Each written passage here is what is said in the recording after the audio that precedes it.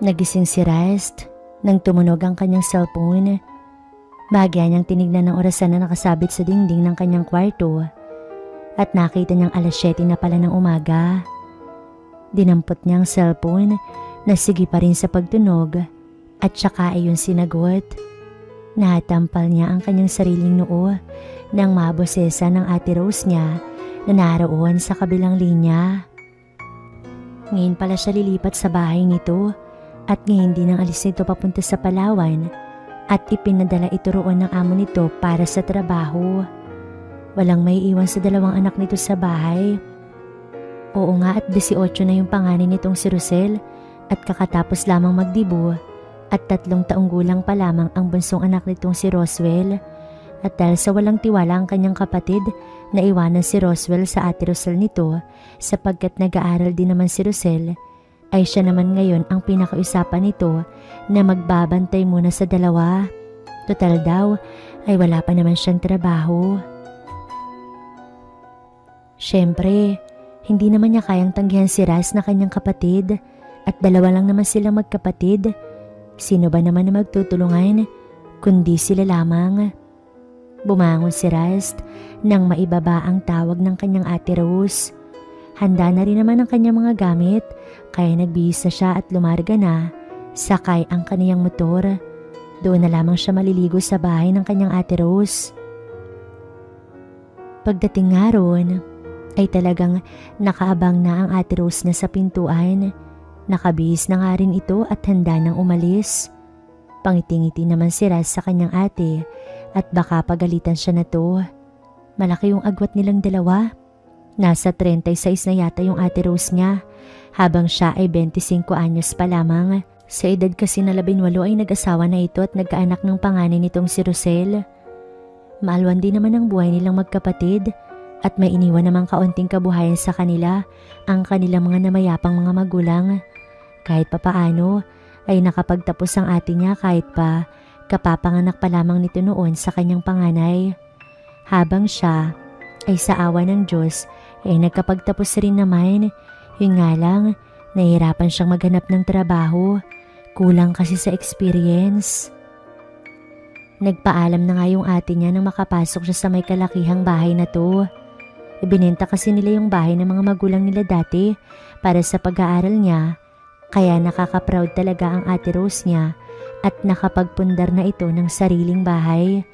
Dagdag pa na nagtatrabaho sa Taiwan ng asawa nito na kanyang bayaw. Siya naman ay nangungupahan lamang at ayaw niyang tumira sa bahay ng ate niya at gusto niya na mag-isa palagi. Ngunit heto siya ngayon at walang takas. Sa bahay pa rin ito siya bumagsak.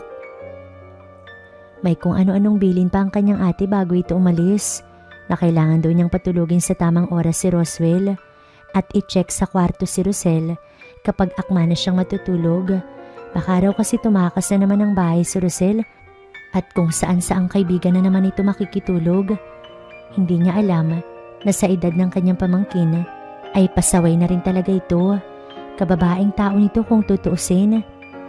Naiwan na nga sa sala si Rast. Katabi niya ang napaka-cute niyang pamangkin na si Roswell. Nilingon niya ito at nginitian. Ngumiti naman ito pabalik sa kanya. Simula pa lamang ay alam na alam niyang gustong-gusto na siya ng kanyang pamangkin.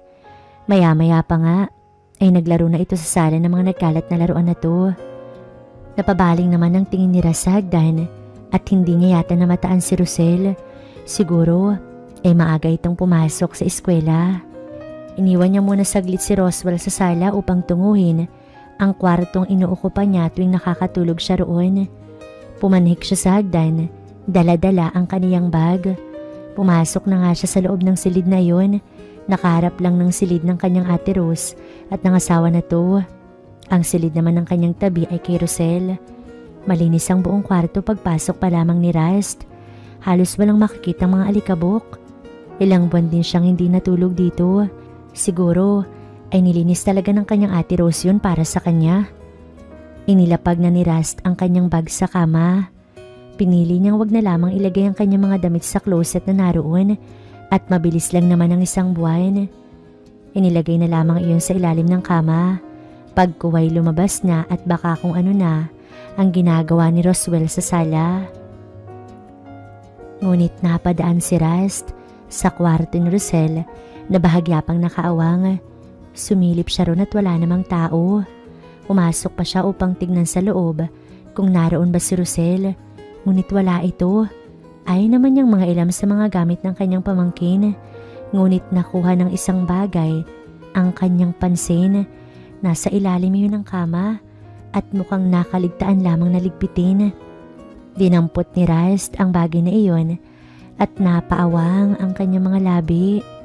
Isang bagay na may kulay pink at hindi alam ni Rust kung bakit biglang binundol ng kaba ang kanyang dibdib.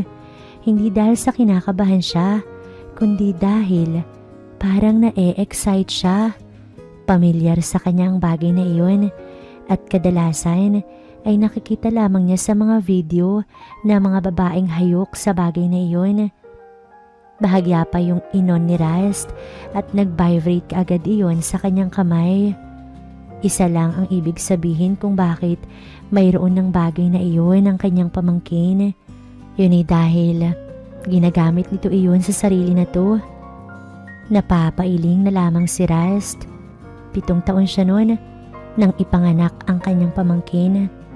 At ngayon nga ay sa bagay, dalaga na rin ito.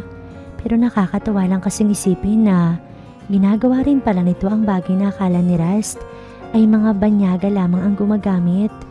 Sa hindi malamang dahilan ay nag-init ang pakiramdam ni Rust. Ngunit kaagad din niyang winaksi sa isip yun at baka kung ano pa ang maisip niya sa kanyang pamangkin. Ibinalik ni Rust sa ilalim ng kama ang bagay na iyon kung saan niya dinampot. Pinakalma niya ang sarili at lumabas na nga ng silid na iyon. Naabutan niya si Roswell na mag-isang pumapanhik sa matirik na hagdan, kung kaya ay dali-dali niya itong kinarga at bumalik sa sala. Magulo ang sala dahil na nga sa mga nagkalat na mga laruan. Instant tagaligpit tuloy si Rust. Isa-isa niyang nilagay sa lalagyan ng mga laruan ni Roswell hanggang sa makaramdam siya ng gutom. Tinungo niya ang kusina. Akay-akay pa rin ang pamangkin.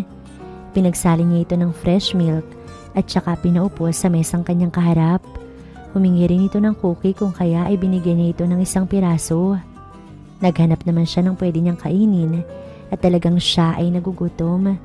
Walang kahit na anong lutong pagkain, kung kaya ay bumukas na lamang ng fried sardine si Rust na pinarisan ng kaning lamig. Sumapit ang tanghali at dinala na ni Rust si Roswell sa banyo upang sabay silang maligo. Pinaliguan niya ang pamangkin na talagang gustong-gusto nito ang tubig. Nang matapos sila, ay kaagad niya itong binihisan sa silid ng kanyang ate Rose kung saan naroon din ang mga damit ni Roswell. Pinatuyo niya rin ang buhok nito gamit ang hair blower ng kanyang ate. Nang tuluyan ng matuyo ang buhok nito, ay pinatulog niya na nga ito. Naisip niya, pwedeng-pwede na pala siyang mag-asawa at talagang marunong na siyang mag-alaga ng bata. Hindi namamalayan at nakatulog na pala si Roswell sa kama kung kaya ay lumabas na si Rust at tumungo sa labas ng bahay upang lumanghap ng sariwang hangin. 4:00 ng hapon ay nasa sala si Rust at Roswell. Nagising ng 2:00 kanina si Roswell kung kaya ay kaagad itong pinakain ni Rust. Nagluto rin kasi siya para sa pananghalian. Maya-maya pa ay bumukas ang pintuan at iniluwa ang kanyang pamangkin na si Rosel. Natuon ang paningin nito sa kanya habang nakikipaglaro kay Roswell. "Oh, kamusta school?" Kaagad na tanong niya sa kanyang pamangkin. Humakbang naman ito papasok at saka dinaluhan ng kapatid nito at ito'y hinalik-halikan. Ilang buwan lang at nag-iba yata talaga ang katawan ng kanyang pamangkin. Mas lalo pa itong gumanda. "Uncle, kanina ka pa?" Tanong nito sa kanya na hindi sinagot ang tanong niya kung kamusta ba ang school na to. Kaninang umaga pa. Gutom ka na ba? May pagkain sa kusina." Alok niya sa pamangkin. At nakita niyang tumayo na ito at pumanhik na sa itaas. Naalala tuloy ni Rust ang nakita niya kaninang umaga sa ilalim ng kama ni Rosel. Ganun na lamang ang kaba niya sapagkat ayun na naman siya sa masamang isipin na iyon. Ngunit talagang pumapasok sa isip ni Rust na ano nga ba ang pakiramdam na makakita si Rosel na ginagamit ang bagay na iyon. Pilit mang iwaglit ni Rust sa isip at talagang hindi mawala-wala ang isiping iyon. Sumapit ang 7:00 ng gabi at nakapagluto na nga si Rust. Tinawag niya ang pamangkin na si Rosel para makapaghapunan na sila. Ngunit hindi pa rin talaga ito bumababa. Pinauna na niyang pakainin si Roswell at naroon lamang ito ngayon sa sala at naglalaro na naman. Pinanhik na nga ni Rust ang pamangkin sa kwarto nito at baka hindi lamang siya narinig. Akma na sana niyang tatawagin ang pangalan nito nang makarinig siya ng kakatuwang ingay sa loob ng kwarto. Idinikit pang lalo ni Rust ang kanyang tenga sa pintuan at narinig niya ang magagandang ingay ni Rosel. Napamura si Rust sa isiping kung ano ang ginagawa ni Rosel. Napalunok siya at hindi alam kung tutuloy ba sa kanyang pagkatok. Ngunit parang may sariling isip ang kanyang mga kamay at dahan-dahan na pinihit ang siradora. Sumilip siya sa loob at kitang-kita ng dalawang mata niya si Rosel sa ibabaw ng kama.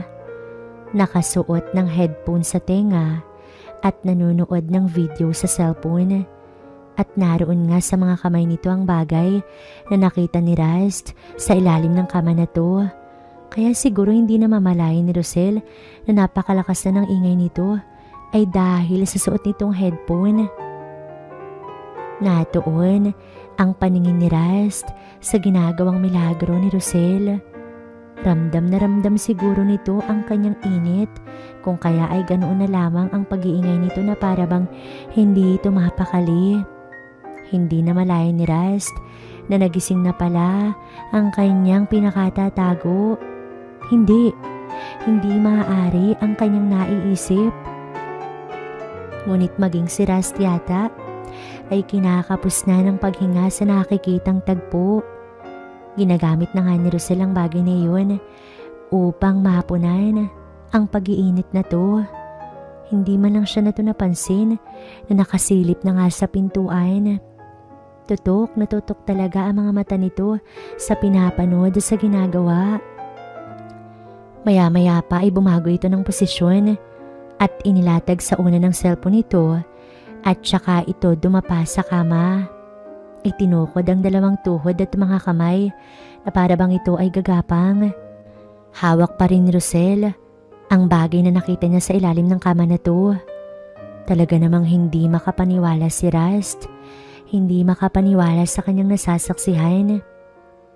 Hindi na mapakali si Rust at talagang nais ng sunggaban. Ngunit hindi ito maaari. Siguradong mapapatay siya ng Ate Rose niya pag nagkataon. Mahirap mang gawin. Ngunit nagawa ni Rust na dahan-dahan na isara ang pintuan at bumaba na nga sa kusina. Naroon pa rin sa sala si Roswell at naglalaro. Hindi niya tuloy alam kung paano tatawagin si Rosel upang kumain. Siguro ay hahayaan na muna niya ito hanggang sa matapos ito sa ginagawang milagro. Maya-maya nga ay bumaba na sa kusina si Rosel. Parang walang nangyari na naupo ito sa hapag kung kaya ay nagsimula na rin kumain si Rust. Kanina pa kita tinatawag na kumain. Ang tagal mo naman yata. Pagbibiro ni Rust, ngunit ngumiti lamang ito sabay sabing, may tinapos pa po kasi ako, Uncle Rust. Sa sinabi nitong iyon, ay iba agad ang naisip ni Rust. Naiisip niya ang tagpo kanina na kinakailangan pa niyang uminom ng maraming tubig para lamang mapawi ang init na dulot ng tagpong iyon. Kaagad siyang tumayo at tumungo sa refrigerator at saka kumuha ng tubig na iinumin. Patuloy lamang sa maganang pagkain ng kanyang pamangkin kung kaya ay hindi na lamang nagsalita pa si Rust. Hanggang sa matapos sila sa pagkain, si Rosel na ang nagpresenta na maghuhugas ng plato kung kaya ay inakyat na ni Rust si Roswell sa kwarto upang patulugin na ang pamangkin.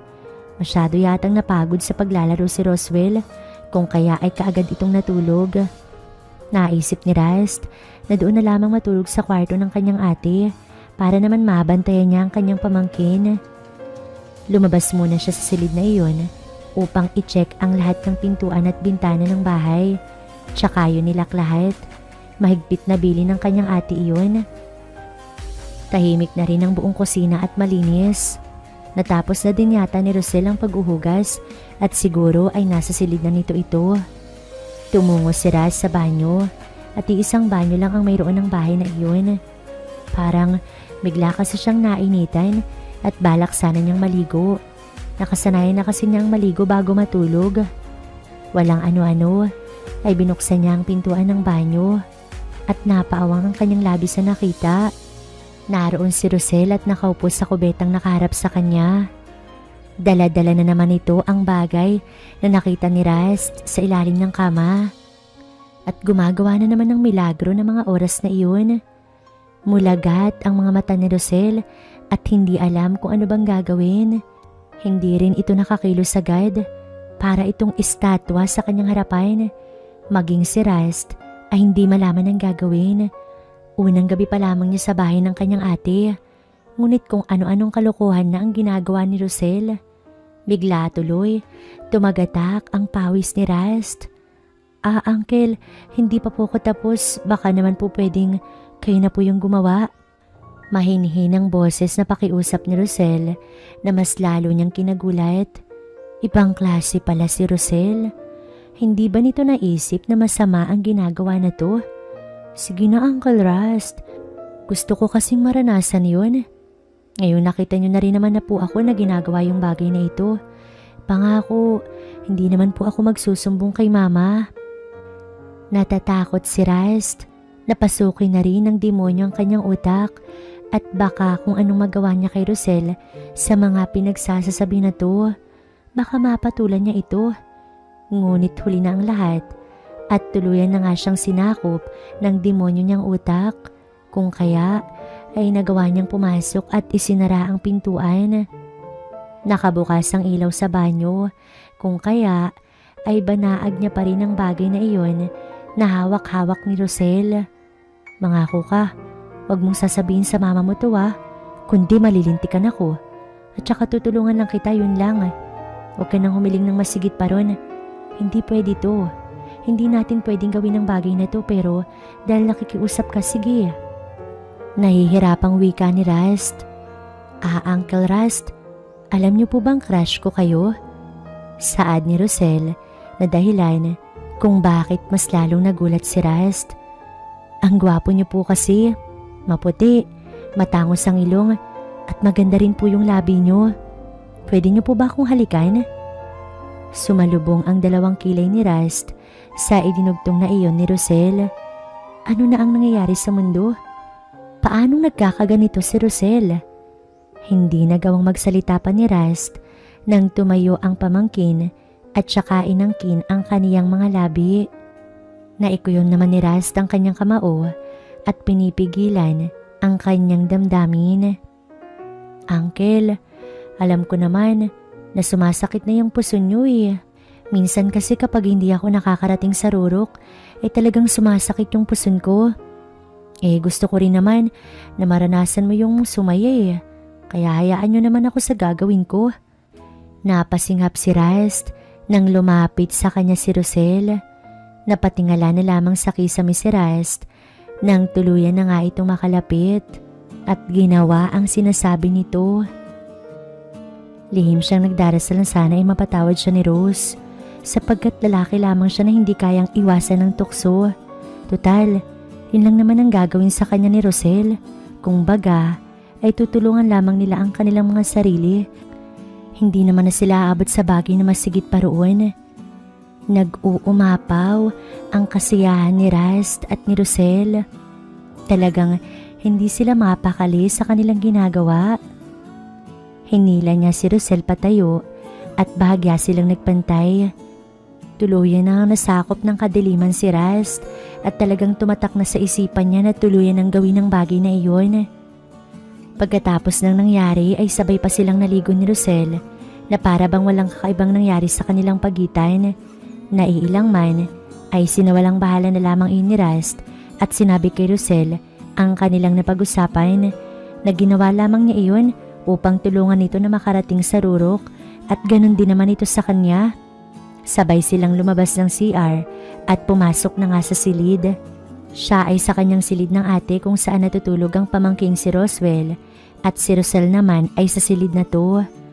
Nahihirapan tuloy na makatulog si Rust. Nakukonsensya siya sa ginawa niya. Tiyak niyang magagalit si Rose sa kanya ng gusto. Oras na malaman ito yung mga pinagagagawa nila ni Rosel. Ngunit natokso lang naman siya Tsaka wala namang naganap na pag-iisa sa kanila. Bahagya niyang nilingon ang mahimbing ng natutulog na si Roswell. Tinakpan pa niya ng una ng kanyang mukha nang sa ganon ay makatulog na nga siya. Pero paulit-ulit pa rin talagang bumabalik sa kanyang balintataw ang magandang si Rosel. Ang bagay na yun na ginawa nila kanina. Talaga namang naroon lamang at naka-stay sa kanyang isipan. Nakatulog na nga yata siyang ang bagay na iyon ang iniisip. Kinabukasan nun ay araw ng Biyernes. May pasok sa eskwela si Rosel, kung kaya ay naiwan na naman si Roswell sa bahay. Ginawa ni Rust ang gawaing bahay. Wala naman kasing ibang gagawa nun at siya na nga ang napag-utusan ni Rose. Wala namang masyadong nangyari ng araw na iyon hanggang sa sumapit ang hapon at dumating na nga galing sa school si Rosel. Napangiti ito sa kanya kung kaya ay ganun din siya. Bigla niyang naalala yung sinabi nito sa kanya na crush daw siya na to. Talaga nga palang may ganun. Hindi niya akalain. Ipinilig ni Rust ang ulo at hinayaan si Rosel na pumanhik na nga sa itaas. Nangako kasi siya sa sarili na hindi na uulitin ang pangyayaring iyon at paninindigan niya yun. Maaga silang naghapunan ng gabing yun. Kasabay rin nila sapag si Roswell na sinusubuan pa ni Rust. Paminsan-minsan pa ay nahuhuli niya si Rosel na nakatitig sa kanya na tila ba nangangarap. Pagkatapos nilang kumain ay ganun pa rin ang nangyari. Dinala ni Rust si Roswell sa silid ng kanyang ate at doon ito pinatulog. Nang makatulog ay lumabas siya upang i-check ang mga pintuan at bintana. Nang makasiguradong nakasara na ang lahat ay pumanhik na nga siya sa itaas at pumasok sa kwarto. Plano niyang matulog ng maaga nang mailayo siya sa tukso. Alam niya kasi na may ginagawa na namang milagro si Rosel. Nagising si Rust nang maramdaman na tila meron siyang katabi. Minulat niya ang kanyang mga mata at banaag niya sa ilaw na nanggagaling sa lampshade ang babae na naroon sa kanyang tabi. Binundol ng kaba si Rust. Akma sana niya itong paalisin. Ngunit hindi ito nagpatinag. Hindi alam ni Rust kung paanong nagagawa ni Rosel ito. Napasulyap si Rust sa orasan na nasa ibabaw ng mesa kung saan nakapatong ang lampshade. Mag-uumaga na pala, 3:00 na ng madaling araw. Kaya pala ganun. Nawala na sa matinong pag-isip si Rust nang inabot pa ni Rosel ang kanyang labi at saka hinalikan yun. Hinagilap pa ng 2 kamay nito ang kanyang mga braso. At ito pa mismo ang pumulupot nun sa bewang na to. Lihim na nagdasal si Rust. Talagang nadali na. Hindi na yun basta lamang nakasalanan. Dahil ang bagay na pilit niyang pinipigilan na gawin ay nagawa nga nila. Umabot sila sa puntong yun. Kapwa silang hinihingal paminsan-minsan. Hindi naman nagigising si Roswell sa paggalaw ng kama. At wala naman silang pakailam kung magising man ito. Ang importante ay makamit nila ang kanilang ninanais. Mahal ko po kayo. Bulong nito sa kanya na siyang dahilan kung bakit biglang natauhan si Rust. Para siyang nagising sa isang napakagandang bangungot, ngunit hindi maaaring mangyari. Maling-mali ito. Mahal niyo rin po ba ako? Hindi naman na po ako bata at alam ko na po yung ginagawa ko. Ikaw lang po yung lalaking pinapangarap ko, wala nang iba. Sabihin mo sa akin, mahal mo rin ba ako? Sabihin mong oo at hindi ako magsusumbong. Napalingon siya rito sa sinabi na to. Magsusumbong? Akala ba niya ay hindi ito magsusumbong? Ngayon ay pinipilit siya nitong sabihin dito na mahal niya ito para lamang hindi ito magsumbong? Hindi ba't hindi na normal ang isip ni Roswell? Hindi iyon pag-iisip ng isang babae. Tuluyan nang natali si Rest. Araw-gabi nilang ginagawa ang bagay na iyon. Nalabag man sa kanyang loob ay ginagawa niya. Hanggang sa umuwi na nga si Rose at pinakaisapan pa siyang doon na lamang tumira. Gabi-gabi tuloy siyang napapagod sa mga bagay na pinaggagawa nila. Napasubo siya sa isang bagay na talaga namang mahirap takasan.